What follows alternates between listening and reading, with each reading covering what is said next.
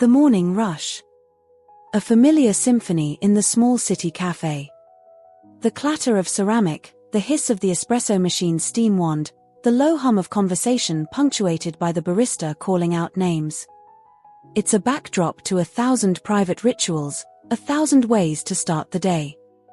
He stood near the collection point, waiting. His order was precise, unchanging. A habit etched into the early hours. Coffee. Black. Splash of cinnamon. No sugar. It was sharp, focused, mirroring the way he approached most things. A jolt to cut through the lingering sleep. She waited slightly further down the counter, seeking refuge from the jostle. Her choice was softer, a gentle awakening. Mint tea, please. With a slice of lemon. A quiet ritual of warmth and brightness, a moment of calm before the day truly began. The barista, caught in the rhythmic dance of tamping grounds and pouring milk, moved with practiced speed. Orders flew, names were called, cups slid across the counter. A moment's distraction, a swapped lid, a glance away at the wrong second. Tiny errors that usually go unnoticed, corrected with a quick apology. Coffee, cinnamon. The barista placed a cup down. He reached for it automatically.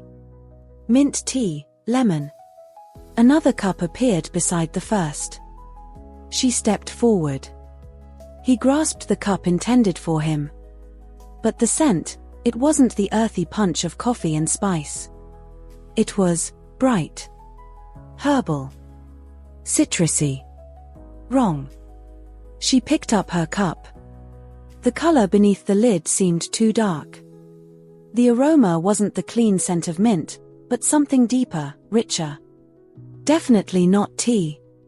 They both looked up from their respective cups at the same moment, realization dawning. A shared glance of mild confusion, a silent acknowledgement of the mix-up. The universal language of the wrong order. Instinct took over. The polite, automatic reaction. Reach out, swap, correct the error. Apologize for the inconvenience, perhaps share a brief, fleeting smile of mutual understanding with a stranger. Their hands moved simultaneously. His towards her cup, hers towards his. Aiming for the exchange, the simple correction.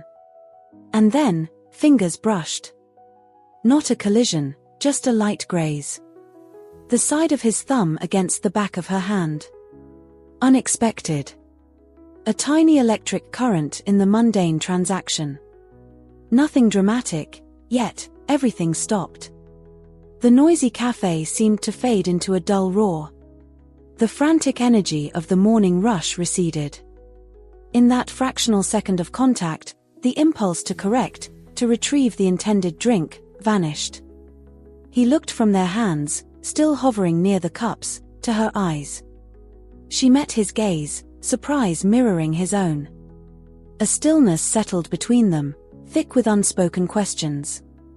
The coffee grew cooler. The tea steeped longer. He broke the silence first, a slow smile spreading across his face. It wasn't the caffeine he needed, perhaps. It wasn't the mint she craved. It was this. This pause. This unexpected connection forged over swapped cardboard cups. Maybe, he began, his voice softer than before, tinged with amusement and something else, intrigue. Maybe we leave it as is. She hesitated for only a heartbeat. Looked down at the coffee she held, then back at him. The suggestion hung in the air, strange and yet, oddly right. A tiny rebellion against routine. An acceptance of the unexpected. A matching smile touched her lips. An unspoken agreement. They didn't swap back. He took the mint tea with lemon. She took the black coffee with cinnamon. They found a small table away from the crowd. It wasn't just about coffee or tea anymore. It was about the touch, the pause, the shared moment of choosing spontaneity over habit. Now, every morning, the orders remained the same, yet fundamentally different.